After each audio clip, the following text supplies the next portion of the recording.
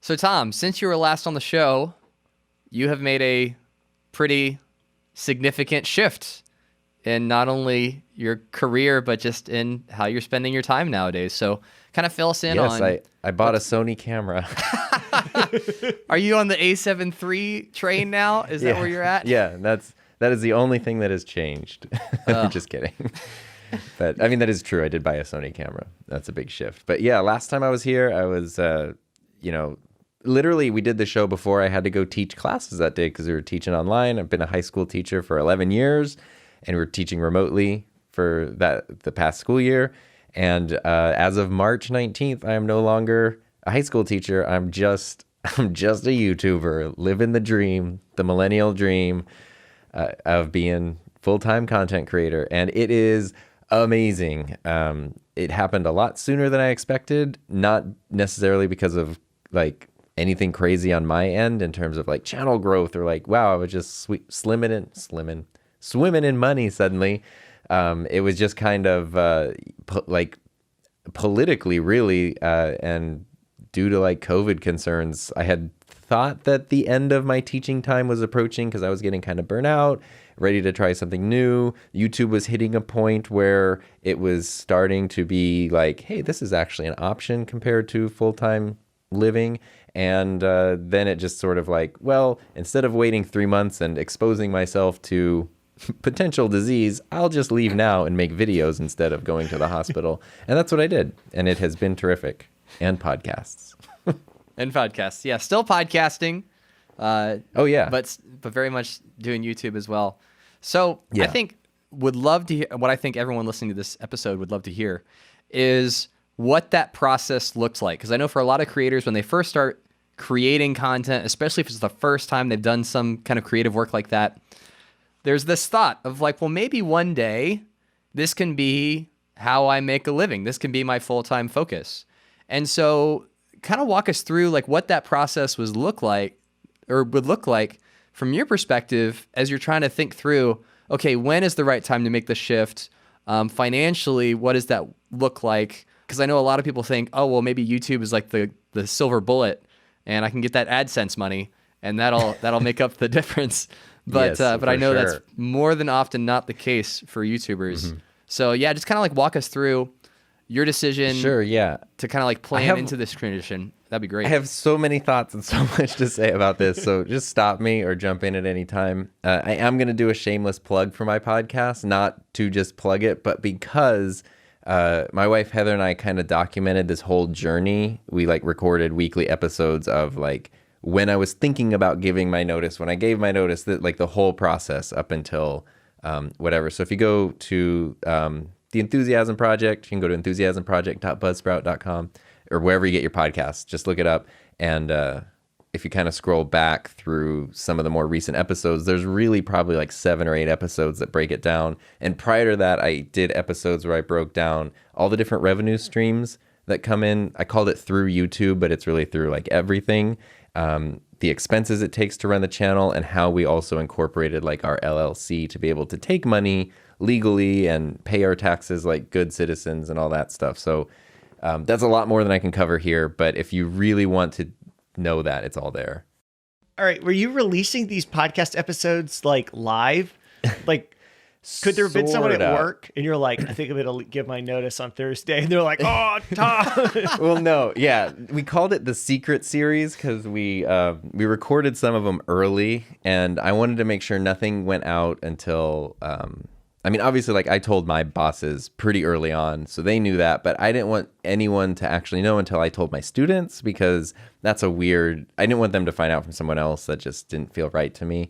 So we had recorded these episodes and then, which was nice because the first time ever I actually had like pre-recorded podcast episodes like scheduled and ready to go. And then once my students found out, those started coming out. And then eventually it kind of like caught up with real time once I had like left and everything. So yeah, I was trying not to be dumb and like, I think I'm going to quit my job before telling anyone about my job. But a big part of it, you're like, oh, that was just a podcast episode. My podcast was too popular. But the big thing, like honestly, was I started my YouTube channel 4 years ago yesterday. of the day we're recording this. So June 29th, 2017 is when I started the channel.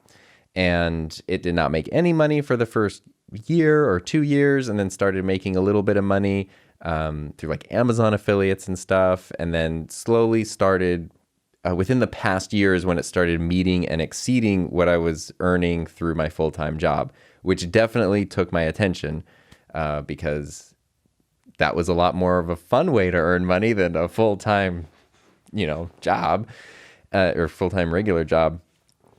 However, it wasn't until probably a year ago that I actually admitted to myself, yes, I would want to do this full-time. I was like kind of embarrassed to do that. And it felt weird. And it was like, I'm a 35-year-old. I want to be a YouTuber. Like, I don't want to say that out loud. Like, I have a degree and stuff.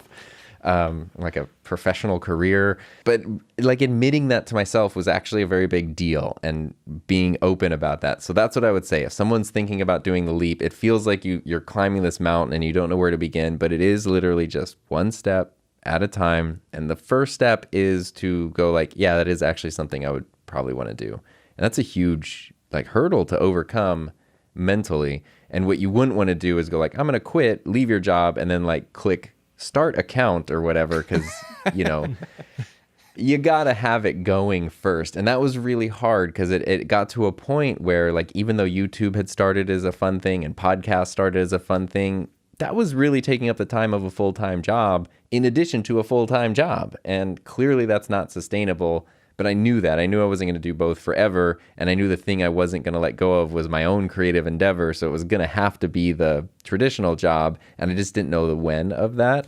But it took years to build that, and that's something that's important. I didn't even realize that's what I was building when I was building it either. Definitely, I wouldn't recommend someone like start YouTube to make money, start a podcast to make money.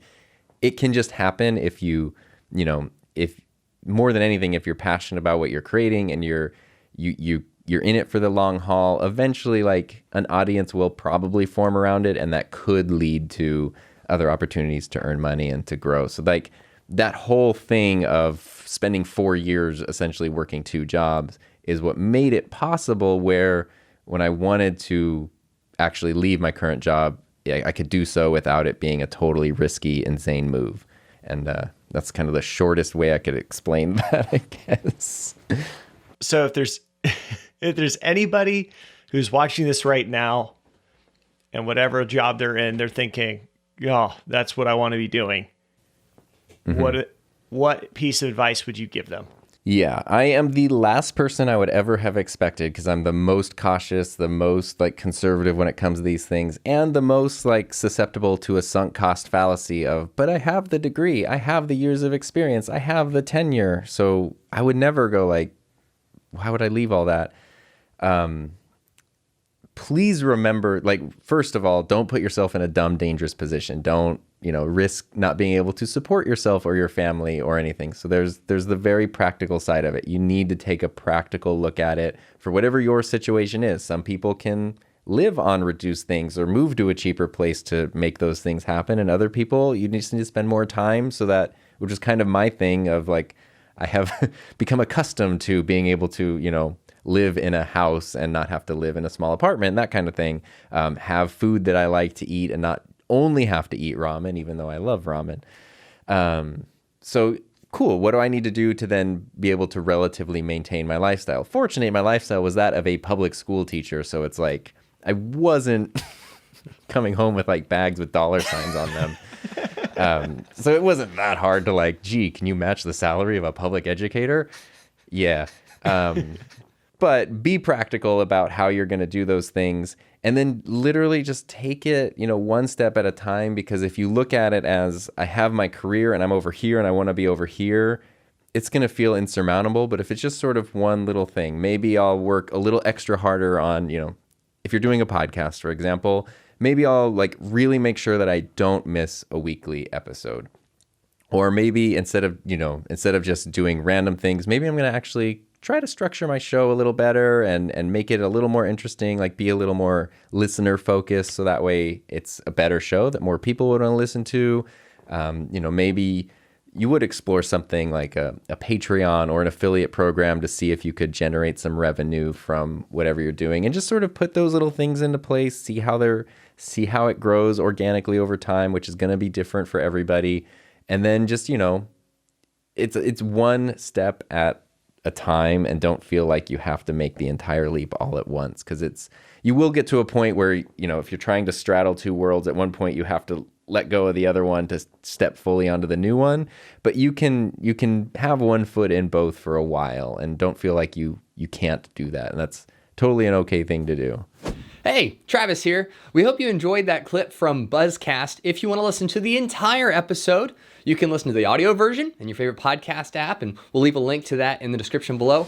Or if you want to watch the video version, you can find that on our Buzzcast YouTube channel. So you can just click the subscribe button right up here to go and get new episodes as they come out every other week. Or you can click this image down here to watch the full version of this episode. We hope you enjoyed it, and until next time, keep podcasting.